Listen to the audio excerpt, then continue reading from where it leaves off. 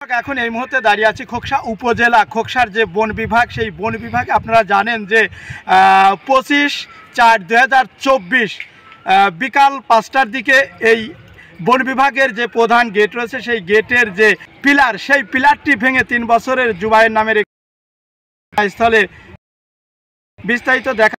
নাম মোহাম্মদ জিহাদ ইসলাম, বাসা এখানেই পাশে খোকসা মাঠপাড়া।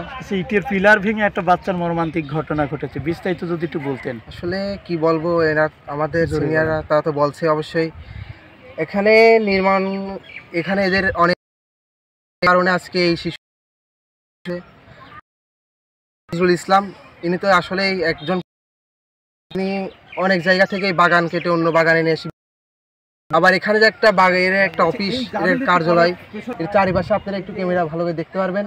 এখানে সোন ছাড়া কিছুই না, একটা বাঁশের খুঁটি, তার মাঝে একটা পিলার দিয়ে রাখছে।